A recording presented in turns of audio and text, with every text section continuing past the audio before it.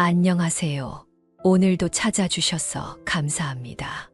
오늘은 인천광역시 부평구에 거주 중인 최난숙 할머니가 보내주신 사연입니다. 무슨 일이 있었는지 제보된 사연 바로 읽어드리겠습니다. 들어보시고 최난숙 할머니께 따뜻한 위로든 따끔한 조언이든 해줄 수 있는 말이 있으면 말씀해 주시길 바랄게요.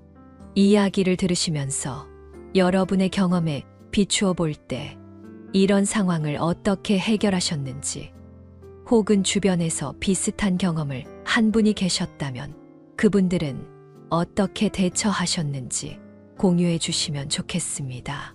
좋아요와 구독 그리고 알림 설정 눌러주시면 올라오는 사연 함께 들어보실 수 있습니다. 그럼 사연 바로 읽어드리겠습니다. 안녕하세요. 뒤통수 한 번 거나하게 맞은 70대 여자입니다. 구밀복검이라는 말을 아시나요?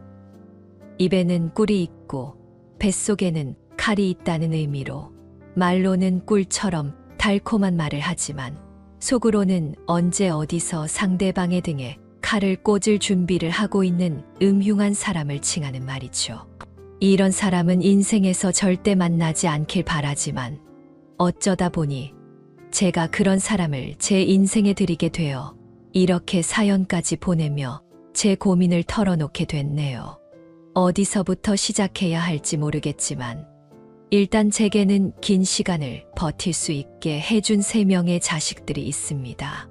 20년 전 남편이 먼저 세상을 떠난 후 혼자서 식당을 운영하며 살아온 저의 유일한 가족이자 힘이 되어준 그런 아이들이죠. 지금은 다들 나이를 먹고 집안일도 알아서 잘 해나가고 있지만 그래도 제 눈에는 여전히 콧물도 못 닦고 양말 한 짝도 못 신던 그때 그 모습이 보이기도 합니다. 아마 이런 마음 때문에 이런 일이 시작된 게 아닌가 싶어요. 큰아들은 제약회사 영업직으로 근무 중인데 성격이 아버지를 닮아 느릿하고 수더분한 자식입니다. 학생 때부터 제가 하는 가게에 자주 와서 제가 일하다가 연탄불에 다치기라도 할까봐 제일 먼저 불 옮기는 일을 도와주곤 했죠. 그리고 둘째 아들은 제일 조용하고 속이 깊은데 회사 다니다가 지금은 제 친구와 스타트업인지 뭔지 사무실 하나 차려서 일하고 있어요. 그리고 우리 막내딸 조용한 우리 집에서 유일하게 말 많고 그래서 활기를 살려주는 예쁜 막내딸은 성격이 저랑 똑 닮아서 호불호가 강한 성격인데 현재 도서관에서 근무하고 있습니다. 고슴도치 마냥 제 자식들이라서 하는 말이지만 어디 내놔도 뭐 하나 빠지는 것 없고 부끄러울 것 없지만 그래도 부모 마음이 자식들만 보면 뭐가 부족한지가 먼저 보이잖아요. 큰아들이 제게 있어서 유일한 고민거리를 주는 자식이었죠.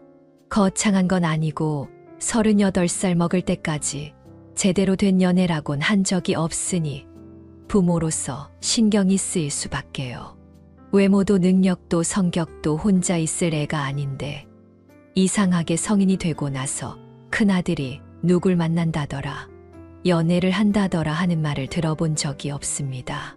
대학 다닐 때 정말 스쳐 지나가듯 만난 여학생하고 입사했을 때 집에 데려다 줬다는 직장 동료 정도가 큰아들에게 있어서 이성과의 교류의 끝이었네요.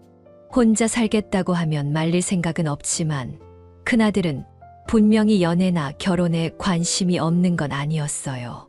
TV만 같이 봐도 보기 좋은 연예인 부부가 나오면 부럽다, 난 언제 저렇게 사나 하는 말을 종종 했거든요. 작은 아들 말을 들어보면 형이 친구 소개로 소개팅에 나갔다더라 하는 말을 듣기도 했고요. 소개팅 결과는 좋지 않았고 시간이 점점 흘러 큰아들이 30이 넘고 일만 하다가 35, 36이 지나갈수록 누굴 만나야 한다는 생각에 점점 절박해졌나 봅니다. 그때쯤 작은아들이 4년 연애한 여자친구를 조만간 제게 인사시키겠다고 결혼 이야기를 꺼냈거든요. 그러더니 큰아들이 옆에서 자기는 이번 생은 글렀으니 동생의 결혼식 비용을 내준다 그러더라고요. 큰아들이 벌써부터 이번 생은 글렀다는 말을 하니 안쓰러운 마음이 들었습니다. 제 가족한테 잘하고 제일 열심히 성실하게 해온 애가 일이 절박한 상황이라니 마음이 아프더군요. 그래서 본인만 마음이 있다면 제가 나서서 큰아들에게 짝을 만들어 주려고 했어요. 주변에서 선자리를 알아보던 중 제 지인을 통해 한 아가씨를 소개받게 됐어요. 예전에 제 식당에서 일했던 이모가 있었는데 지금은 딸내가 있는 강원도로 내려가서 취미로 텃밭을 꾸리며 살고 있죠. 딸과 서울에 잠깐 왔다고 오랜만에 사장님 얼굴 보고 싶다고 해서 만났는데 그때 제가 큰아들 얘기를 했어요. 아무래도 나이도 있고 직업이 전문직은 아니라서 선자리 알아보는 것도 보통 어려운 게 아니라고요. 그런데 그 이모가 제게 소개시켜준다더군요. 이모는 그 친구가 사람이 참 괜찮았다고 하더군요. 그런 친구의 딸이니까 딸도 분명 크게 문제가 있지 않을 거라고요. 아예 모르는 사이에 소개받느니 아는 사람을 통해서 받는 게 나을 것 같아 이모에게 부탁을 했고 얼마 뒤 이모가 그 친구와 연락을 한 뒤 만남을 잡았죠. 큰아들은 그 아가씨를 만나는 날 아침부터 싱숭생숭한 얼굴로 괜히 시간 낭비하는 건 아닌지 고민하더니 저녁이 다 돼서 집에 들어왔어요. 만난 아가씨가 어땠는지 궁금해서 걱정 반 기대 반인 표정으로 물었더니 아들이 웃으면서 말하더군요. 우리 어머니 한 건 하셨어요. 진짜 마음에 드는데요. 그래?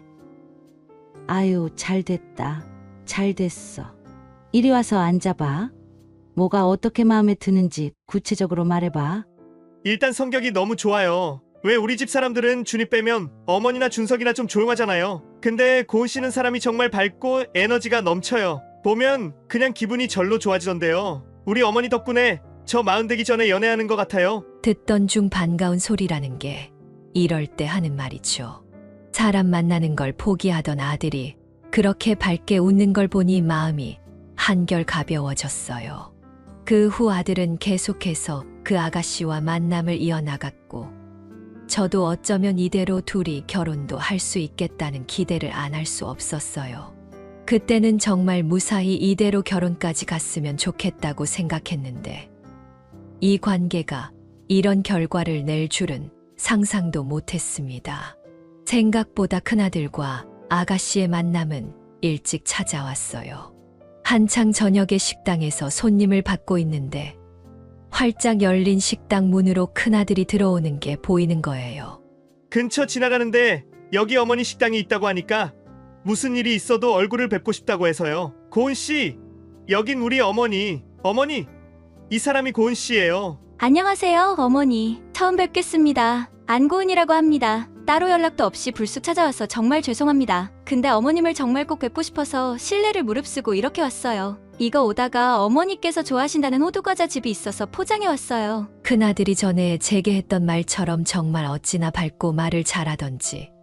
안 그래도 둘이 결혼 생각만 있다면 얼굴 한번 보고 싶었는데 이렇게 먼저 찾아와 주니 고마울 따름이었어요. 그리고 선을 보고 나서 1년이 채 지나지 않았을 때 둘은 결혼을 할 수 있었어요. 큰며느리는 한적하고 고요했던 저희 집안에 시끌벅적한 즐거움을 가져왔죠. 원래 저희 집은 서로 돈독하고 사이가 좋아도 굳이 감정을 드러내거나 여기저기 몰려다니는 분위기는 아니었어요. 가족들마다 저마다 가정의 분위기와 문화가 있잖아요. 그런데 큰며느리가 큰아들과 결혼을 하면서 새로운 문화를 들여온 거예요. 저는 큰며느리를 만나고 가족들끼리 노래방을 처음 가봤습니다. 큰며느리는 본인 집에서는 가족들끼리 다 같이 식사를 하고 나면 종종 소화를 시킬 겸 노래방에 가서 신나게 노래를 불렀다며 앞으로는 저도 함께 가면 좋겠다고 저를 끌고 노래방으로 가곤 했죠. 저는 어안이 벙벙한 채로 자식들 앞에서 큰며느리와 함께 손을 잡고 심수봉에 그때 그 사람을 불렀습니다. 처음에는 참 어색하다 싶었는데 나중에는 제가 더 신이 나서 큰며느리에게 이번에는 같이 이거 부르자며 먼저 노래방 기계에 번호를 찍곤 했어요. 또 큰며느리는 제게 좋은 친구도 만들어줬는데요. 바로 사부인이었습니다. 아들의 선을 주선해 준 이모가 그렇게 사람이 좋다던 친구인 사부인 말이죠. 큰며느리는 결혼 후 얼마 안 가서 하던 본인이 일하던 옷가게를 좋은 조건에 인수하겠다는 사람이 나타났다고 가게를 처분했거든요. 시간이 남는 만큼 저를 자주 만나러 와서 어머니, 오늘은 여기 가요. 어머니, 어디 가고 싶은데 없으세요? 하며 저를 여기저기 데리고 가곤 했어요. 그러다가 큰며느리가 그러더군요. 어머님, 다음에는 저희 어머니도 같이 만나면 안 돼요? 안 될 게 뭐 있어. 다 같이 만나면 좋지. 나도 사부인이나 안 뵌 지 오래돼서 한번 만나서 식사라도 대접하면 어떨까 했는데 잘 됐다. 안 그래도 요즘 어머님하고 데이트하는 건 너무 좋은데 왠지 저희 어머니한테 괜히 죄송했거든요. 더 생각도 나고. 그래. 그럴 만도 하지. 그럴 게 아니라 사부인 모시고 모녀끼리 오붓하게 시간 좀 가져. 시어머니는 신경 쓰지 말고. 아니에요. 저는 어머님이랑 저희 어머니랑 이렇게 셋이서 오붓하게 시간 보내고 싶은데요. 그리고 두 분도 이 김에 친해지시면 좋잖아요. 어머님 댁이랑 제 친정이랑 거리도 가깝고 두 분이 나이도 비슷하시잖아요. 시간이 갈수록 사람 사귀는 게 힘든데 기회가 닿는 대로 친구 사귀면 좋죠. 큰며느리는 저와 그리고 저보다 1살 어린 사부인이 가깝게 지내면 좋겠다고 했어요. 뭐 기회가 있다면 나쁘지 않지만 아무리 그래도 사람이 생각이나 정서나 가치관 같은 게 웬만큼 맞지 않으면 나이 들어서 가까워지기 쉽지 않잖아요. 그래서 처음에는 큰며느리의 말에 반신반의했지만 큰며느리와 함께 셋이서 몇 번 만나면서 사부인과 제가 마음이 잘 맞는다는 걸 느낄 수 있었어요. 그렇게 생각한 건 자식을 키우는 부모로서의 가치관이 비슷하다는 걸 어렴풋이 알았을 때 확신할 수 있었죠. 큰며느리가 저와 사부인을 데리고 함께 찜질방에 간 날이었어요. 사우나 안에 있는데 큰며느리는 덥다고 밖에서 식혜랑 계란을 사오겠다고 나가서 저와 사부인만 남아서 땀을 빼고 있었죠. 그때 제가 사부인에게 말했어요. 고은이가 참 마음 표현을 잘해요. 저는 애들이 어렸을 때도 막내 빼고는 사랑한다는 말도 잘 안 했는데 고은이는 지금도 시어머니인 제게 사랑한다는 말을 참 잘해요. 분명 사부인과 사돈 어른께서 딸한테 사랑한다는 표현을 잘했을 거예요. 그랬더니 사부인은 수줍게 웃으며 이렇게 말했습니다. 아마 시간 지나면 사부인도 알게 되실 거예요. 저나 고은이의 아빠가 뭐든 쌓아두다가 폭발하는 그 성격 때문에 걱정이 많았거든요. 그러니 사부인, 혹시 고은이가 무슨 실수를 하거나 사부인이나 사부인 가족분들께 무례를 저지르면 바로 말씀해 주세요. 다 어렸을 때 그 습관 못 고친 제 잘못이니까 제가 어떻게 해서든 바로 잡도록 하겠습니다. 고은이가 책임지게 할 테니 꼭 말씀해 주세요. 그 말을 들었을 때 부모로서 공감이 되더라고요. 저도 자식의 실수나 잘못을 그저 덮어두는 게 아니라 그때그때 책임을 지게 해야 한다는 생각이었거든요. 그래서 사부인께 알겠다고 했고 사부인께서도 만약 제 아들이 사부인의 소중한 딸에게 잘못을 하거나 사부인과 사돈 어른께 실수를 하면 바로 알려달라고 했습니다. 매타작을 해서라도 무릎 꿇고 사과를 하게 만든다고 말이죠. 근데 정작 몇 년 뒤 무릎을 꿇고 사과를 하게 된 건 제 아들이 아니라 큰며느리였네요. 결혼하고 5년 동안은 큰며느리에게 별다른 문제는 없었어요. 제게는 여전히 사랑스럽고 귀여운 큰며느리였고 본인보다 반년 뒤에 결혼해서 식구가 된 작은 며느리에게는 때로는 든든한 형님이자 때로는 친구 같은 존재였습니다. 큰 며느리와 작은 며느리는 나이 차도 2살밖에 안 나서 둘이서 자주 붙어 다녔는데 저는 그게 그리 좋아 보이더라고요. 죽은 남편은 형제가 없어서 저도 형님이나 동서가 없이 혼자였거든요. 근데 동년배인 형님 동서끼리 붙어 다니니 비슷한 처지에 서로 할 말도 많고 위안도 받을 것 같아서 부럽기도 했습니다. 하지만 그렇게 집안에 빛을 주는 태양 같던 큰며느리에게도 먹구름이 생기던 때가 있었습니다. 큰며느리가 손주를 낳고 나서 2년 정도 지났을 때 심한 우울증에 걸렸었어요. 큰아들 말로는 일을 안 하던 사람도 아닌데 집에서 애만 보니 힘들어하는 것 같다고 하더군요. 또 자주 얼굴 보는 작은 며느리는 결혼 후에도 한창 회사 다니고 있으니 자신과 비교가 됐을 거라고요. 제게는 내색을 안 했지만 이때쯤 큰아들과 무척 자주 싸웠다고 하더군요. 그때는 제게 소중한 큰 며느리였기에 시어머니로서 뭐든 해주고 싶더라고요. 그래서 저는 큰아들에게 큰 며느리가 하고 싶은 일이 있는지 알아오라고 했습니다. 그리고 뭐든 제가 지원을 해주겠다고 했죠. 나중에 큰아들이 와서 큰 며느리가 프랜차이즈 카페를 해보고 싶단 얘기를 했다고 해서 그럼 그 분점을 내는 비용을 제가 부담할 테니까 큰 며느리에게는 내가 줬다는 말 하지 말고 네가 따로 모아둔 돈인 척하라고 했어요. 큰 며느리는 분명 제 도움이었다면 마다했을 것 같았거든요. 그렇게 큰 며느리는 새롭게 일을 시작하면서 조금씩 잃어가던 삶의 활기를 찾아갔어요. 제가 원래는 다 큰 자식들에게 이런 도움을 주는 사람이 아닌데 아마 그만큼 큰 며느리가 예뻐서 할 수 있었던 거겠죠. 그때는 그랬습니다.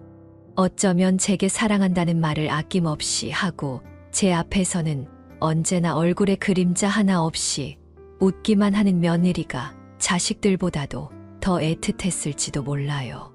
그래서 그 웃음만 있던 얼굴 아래 어떤 표정이 숨겨져 있었는지 그 진실을 알았을 때 받은 충격이 어마어마했던 거겠죠. 큰 며느리가 제 가족이 된 지 6년이 지났을 때 제게 청천벽력 같은 소식이 들려왔습니다. 제가 폐암이라네요. 어느 날 딸이 연탄 연기를 자주 마시면 만성 폐쇄성 폐질환이 생길 수 있다는 기사를 보고 저를 데리고 간 병원에서 검사를 했고 폐암이라는 진단을 받고 말았습니다. 다행히 중기까지 가지 않은 상태로 발견됐고 림프절로 전이되지 않은 한쪽 폐에만 암이 존재한다고 하더군요. 의사는 생존율 80% 이상이라는 말을 했지만 그래도 70이 넘어서 암이란 얘기를 들었을 때 충격은 상당했어요. 그래도 옆에서 가족들이 힘을 준 덕분에 내가 암이라는 불안감 속에서 떨지 않아도 됐습니다. 작은 아들과 딸은 사람을 구해서 제가 병원을 다닐 때 식당 걱정을 덜 수 있도록 조치를 취해줬고 큰아들과 며느리들은 돌아가면서 저와 함께 병원에 가고 하루에 한 명씩 돌아가면서 제 집에 들러서 제 상태를 확인하거나 함께 식사를 했어요. 특히 제 암 소식에 큰 며느리가 단박에 달려와 제 앞에서 눈물을 보일 정도로 놀라더라고요. 그래도 본인이 식구가 된 후에는 누구보다 어머님과 시간을 오래 보냈는데 그걸 먼저 발견을 못했다고 제게 죄송하다고 눈물을 보였습니다. 그런데 이게 어찌 큰 며느리 탓이겠어요. 따지면 제 몸 안에서 무슨 일이 벌어지고 있는지 몰랐던 제 탓도 있죠. 큰 며느리는 그런 말 하지 말라는 제 위로에도 아니라고 앞으로 어머니를 더 잘 돌봐드릴 거라고 하는데 제가 어떻게 큰 며느리를 안 예뻐할 수 있겠어요. 그러다가 하루는 큰 며느리가 한 달 전부터 잡혔던 약속이 있다고 제 집에 못 온다고 연락을 해왔더라고요. 그런데 매일 찾아올 필요도 없기도 했고 또 그 맘때쯤 큰 며느리가 호기롭게 연 카페가 매출이 안 나와서 2년 만에 문을 닫게 돼 큰 며느리 속이 말이 아닌 거였습니다. 그런데도 매일 출근 도장 찍듯 제게 연락을 해서 제 몸 상태를 확인하고 병원 스케줄을 조율하는 큰 며느리가 안쓰럽고 미안하기도 했죠. 그래서 그날은 아무 걱정 말고 재밌게 놀고 오라고 했어요. 어머님, 저 안 간다고 밥 버르거나 약 챙겨 드시는 거 잊지 마세요. 아셨죠? 알겠어. 누가 보면 내가 고은이네 새끼인 줄 알겠네. 조금 있다가 작은 애가 퇴근하고 들른다니까 넌 걱정 말고 맛있는 거 먹고 스트레스도 다 풀고 와. 동서가 간다니까 마음이 좀 놓이긴 하는데 어머니 제가 정말 사랑하는 거 아시죠? 아유, 그래 알아. 잘 알아. 제가 오늘만 딱 지나고 내일부터는 다시 효도하는 며느리 될게요. 이미 넘치도록 효도하고 있어요. 너 오늘 중학교인지 고등학교 동창 만난다고 했지? 내가 네 계좌로 돈 좀 보냈다. 오늘 그걸로 식사 한 끼 때우든 해라. 알겠지?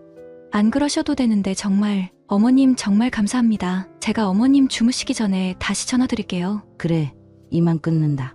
그렇게 말하고 저는 휴대폰을 식탁 위에 놓고 일단 신문을 집어들었어요. 그런데 혹시 여러분은 통화를 하다가 끊었을 때 내 쪽에서나 상대방 쪽에서 전화가 끊기지 않아서 통화가 계속되고 있었던 경험 있으신가요?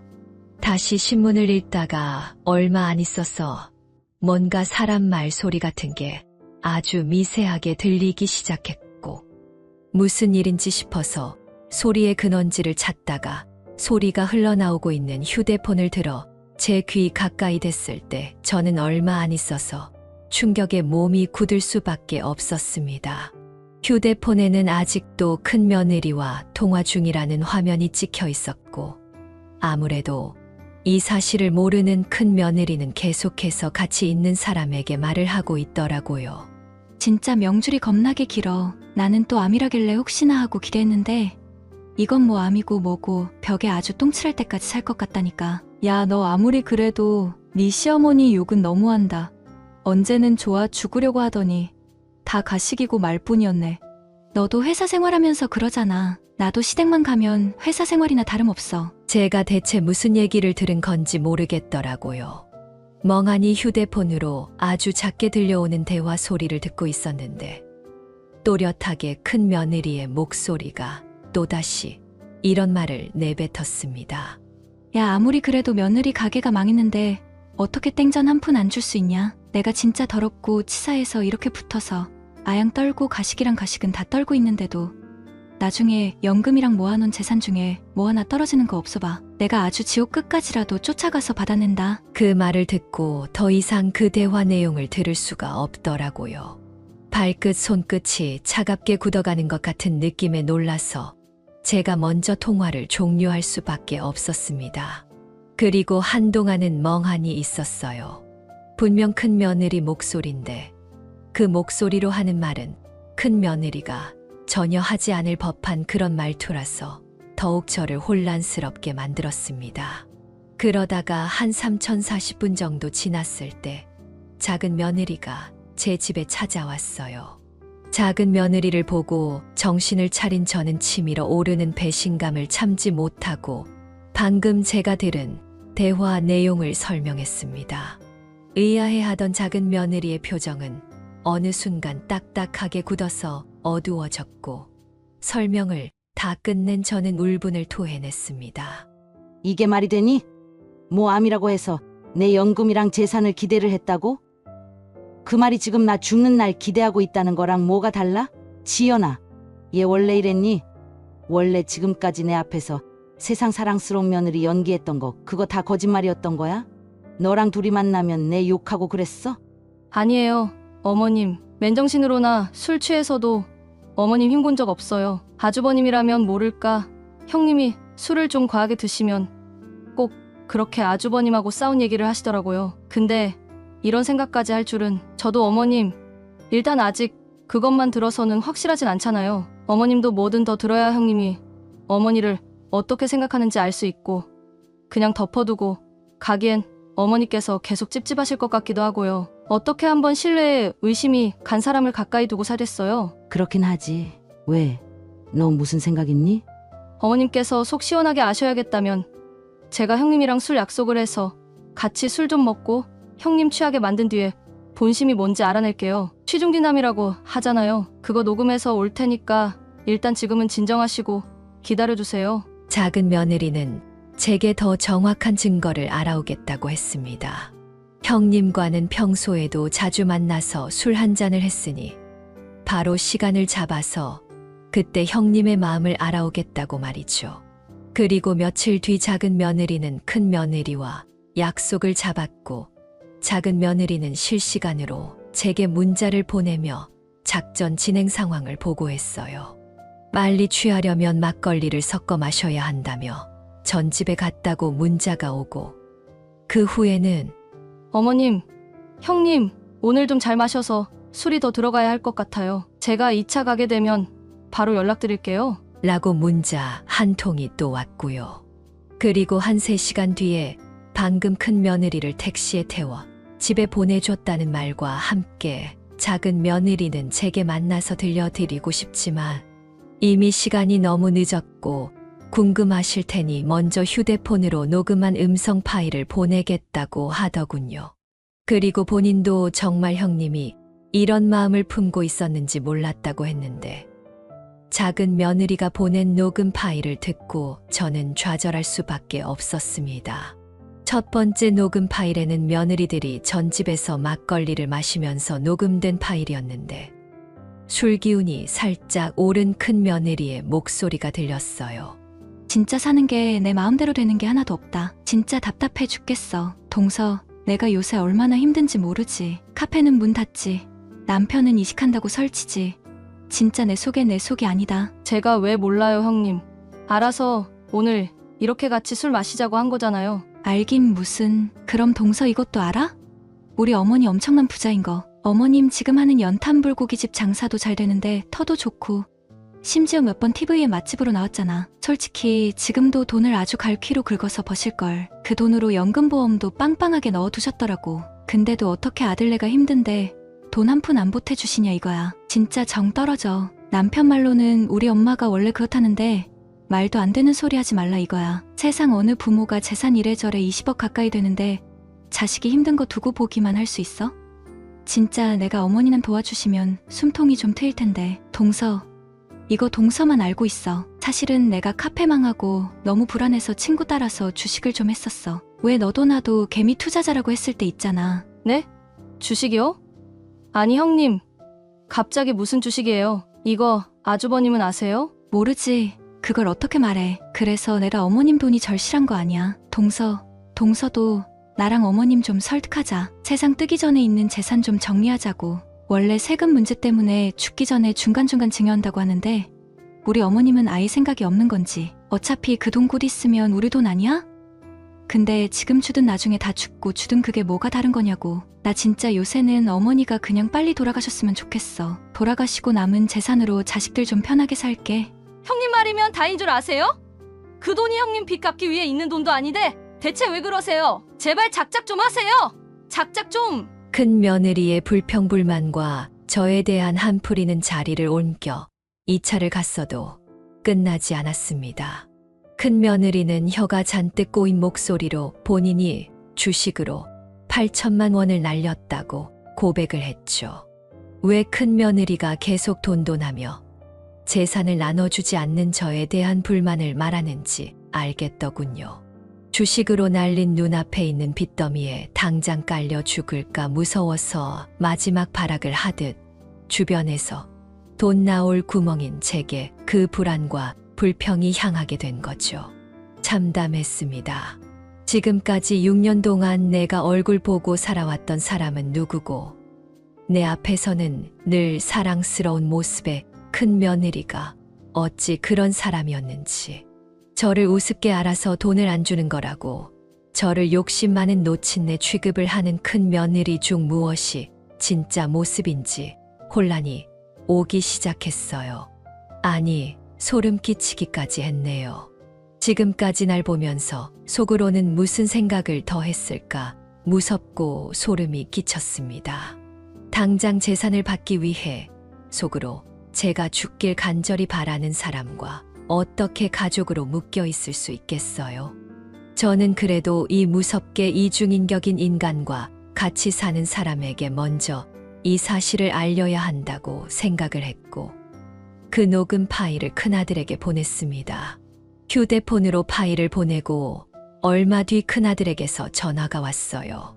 저는 큰아들이 무슨 말을 꺼내기도 전에 이건 전화로 할 소리가 아니니까 옆에 있는 네 마누라한테도 들려주고 둘 다 내일 집에 와서 대화를 하자고 했죠.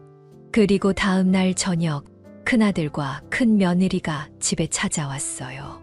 큰아들 얼굴에는 근심이 덕지덕지 묻어서 아주 피곤해 보였고 큰며느리는 정말 무슨 생각을 하는지 알 수 없었어요. 저는 그런 큰며느리에게 물었어요. 이제 와서 이게 진심인지는 묻지 않겠다. 진심이니 네 친구한테나 동서한테나 같은 말을 했겠지. 그것도 이 시어미가 얼른 죽고 재산 받고 싶다는 말을 말이야. 어쩜 이리 감쪽같이 속일 수 있니? 너 정말 내 아들하고 결혼하기 전부터 오로지 내 재산을 노리고 그리 살갑게 굴었던 거냐? 당신 왜 말을 못해? 어머니가 물어보시잖아. 입이 있으면 해봐. 어떻게 당신을 그렇게 아껴주신 어머니 뒤에서 이럴 수 있는지. 오기 전에 입을 꿰맨 건지 입술을 꾹 다물고 아무 말도 안 하던 큰며느리가 드디어 입을 열고 제게 했던 첫 마디가 뭔지 예상이 가시나요? 어머님, 이거 엄연한 범죄인 거 아시죠? 보안이 동서시켜서 몰래 대화 녹음하라고 하신 것 같은데 동서도 진짜 너무하네. 근데 어머님도 떳떳할 거 없으세요. 며느리들 대화 녹음한 건 그럼 잘한 건가요? 무슨 이런 궤변이 다 있나 했습니다. 지가 잘못한 거 다 미루고 그저 본인이 진짜 피해자라는 뻔뻔함. 도를 넘어도 한참을 넘었죠. 저는 아직까지 잘못한 거 없다고 눈을 부릅뜨고 저를 보는 큰며느리에게 말했습니다. 그래. 어디 고소할 거면 고소해라. 상관없으니까. 지금 내가 너한테 묻고 있는 건 어떻게 그렇게 두꺼운 철판을 깔고 신나게 내 뒤통수를 쳤냐 하는 거니까. 뒤통수는 어머님이 치셨죠. 동서랑 짜고 저 바보 만드셨으니까요. 그거 따지고 보면 이 문제 어머님이 먼저 나서서 저나 이 사람 도와줬으면 없었을 일이에요. 어머님 돈 잘 버시잖아요. 식당도 장사 잘 되는데 왜 그렇게 가족한테 인색하세요? 저 카페 망했을 때도 어머니 저한테 위로만 해주셨지 실질적인 도움은 하나도 없잖아요. 돈 벌어서 본인 보험에만 그렇게 쏟아부으시고 죽을 때 돈 다 가져가려고 그러세요? 모르는 소리 하지 마라. 나 없었으면 너 애초에 그 카페 문도 못 열었어. 너 그 카페에 가맹점 내는 돈, 계약금에 초기 재료비 같은 거 누가 부담했는데. 준하기한테서 너 우울증 걸렸다는 얘기 듣고 내가 먼저 도와주겠다고 준하기한테 돈 보낸 거야. 내가.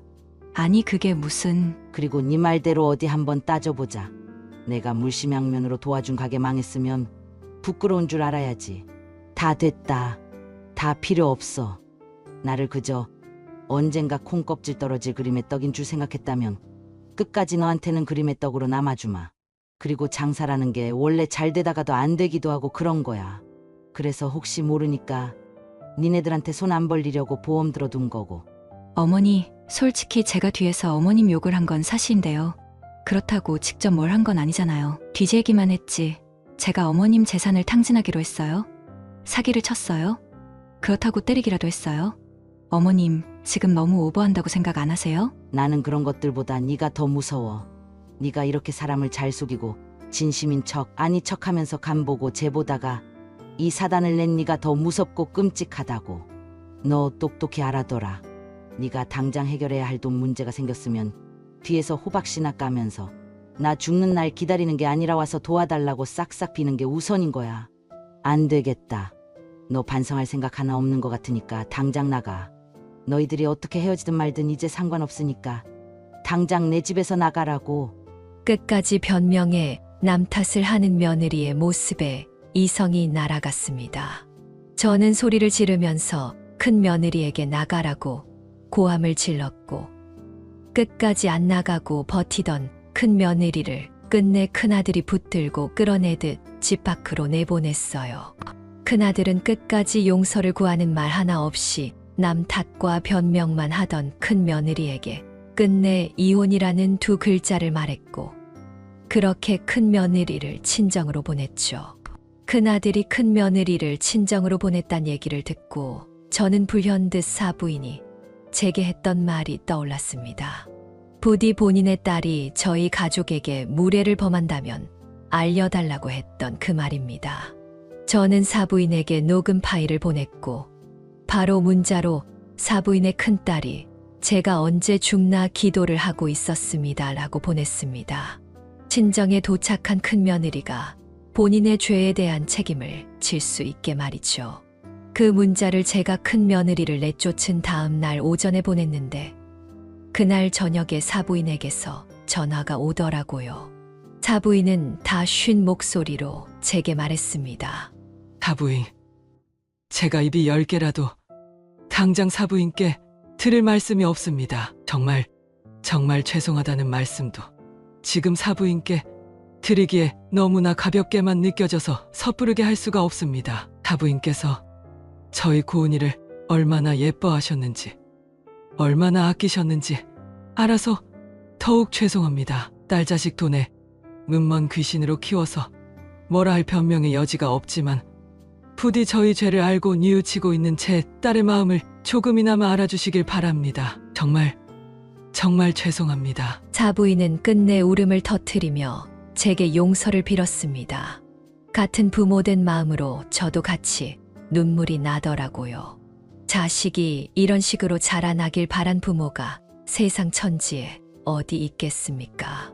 그만큼 부모 노릇이 어렵다는 거겠죠. 며칠 후 사부인에게 등이 떠밀려 온 건지 알 수 없지만 큰 며느리는 저를 찾아왔습니다. 모자를 푹 눌러 쓰고 왔는데 이럴 수가. 쇄골 아래까지 오던 긴 머리는 어디 가고 듬성듬성 길이가 안 맞는 쇼컷이 된 큰 며느리가 저와 눈도 못 마주치고 서 있는 게 아니겠어요. 제가 놀라서 머리만 보고 있으니 큰 며느리는 덜 자란 짐승의 털 같은 본인의 머리카락을 만지면서 그러더라고요. 내 가서 어머니가 잡아뜯고 가위로 잘랐어요. 머리 검은 짐승은 거두는 게 아니라는 말을 네가 증명했다. 그 검은 머리 다 뽑아버린다고 어머니가 이렇게 자르셨어요. 처음에는 왜 어머니가 제 편을 들어주시지 않나, 왜 제 상황을 이해해 주시지 않나 서운하고 원망도 했는데 제가 누굴 원망할 자격이 안 되죠. 어머님께 그런 잘못을 했는데 어머님 죄송합니다. 제가 그냥 제 입장만 생각을 했어요. 어머님이 뒤에서 제게 어떤 은혜를 베풀어 주신 줄은 헤아려 볼 생각도 안 하고, 아니 어머니께서 그런 은혜를 안 베푸셨다고 해도 저는 어머니께 그랬으면 안 되죠. 믿어주실지 모르겠지만 저 처음부터 어머님 재산 노린 거 아니었어요. 그냥 카페가 그렇게 망하고 제 자신이 너무 한심해서 어떻게든 제가 까먹은 돈 메꾸려고 주식을 해봤는데 그게 안 되니까 벼랑 끝에 내몰린 것 같았어요. 근데 당장 절 제일 예뻐해 주신 어머니께서는 제가 카페 접은 뒤에는 모른 척 하시는 것 같아서 그래서 원망했어요. 죄송해요 어머님. 제가 정말 돈에 눈이 멀었었나 봐요. 큰 며느리의 말이 인간으로서 이해가 안 되는 건 아니었습니다. 돈 무서운 거 누가 모르겠습니다. 당장 카드값 몇백만 원이 밀려도 가슴이 아프도록 답답한 게 인간이거늘. 그래서 제가 악착같이 장사하면서도 여기저기 연금보험이다 뭐다 들어놓는 거 아니겠습니까? 하지만 그렇다고 앞에서는 처음 모습 그대로 사랑스러운 며느리처럼 굴다가 뒤에서는 돈 몇 푼 쥐어주지 않는다고 죽는 날을 고대한다고 하더니 큰 며느리의 두 가지 모습의 진리 마음은 쉽게 사라지지 않았네요. 저는 말을 마치고 울음을 참는 큰 며느리에게 그동안 자식들에게도 말하지 않았던 비밀을 말했습니다. 내가 너희가 선보기도 전에 경기도에 땅을 하나 샀어. 나도 너처럼 투자를 한 거지. 그리고 재영이가 초등학교 들어가면 그 땅 팔아서 너희 주려고 했다. 아무래도 애가 크면 들어가는 돈이 배는 많아지니까 이건 준하기도 모르는 일이고 나는 아무 생각 없이 식당하면서 돈만 모은 거 아니야. 내 자식들이 내가 번 돈으로 조금이나마 이 험난한 세상을 편하게 살기 바라지만 그렇다고 처음부터 내 돈으로 편한 인생만 사는 거 원치 않아서 정말 힘들고 어려울 때를 대비해서 그렇게 여기저기 투자를 하고 돈을 모으고 있던 거였어. 그런데 넌 나를 죽기 직전까지 돈을 손에서 안 놓는 지독한 노인네로 만들었어. 그거 아니? 알아요 어머니. 정말 죄송해요. 이건 도무지 그저 죄송할 일로 끝날 일이 아니구나. 내가 널 정말 믿고 사랑한 만큼 실망감이 커서 그래. 언제 너를 용서하게 될지 모르겠지만 그게 그리 이르게 오지는 않을 것 같구나. 제 마지막 말에 큰 며느리는 오열을 했습니다. 저 말은 진심이었어요. 정말 큰 며느리를 사랑하고 아낀 만큼 제 가슴에 구멍이 뻥하고 뚫려버렸거든요. 그리고 그건 큰아들도 마찬가지였고요. 제가 용서하고 자시고 의미가 있을까 하고 생각을 한 게 그날 이후 큰아들은 이미 큰 며느리와 이혼을 준비하고 있었습니다. 제가 그래도 애가 있는데 조금 더 생각을 해보라고 했지만 큰아들은 더 생각할 필요가 없는 문제라고 단호하게 말하더라고요.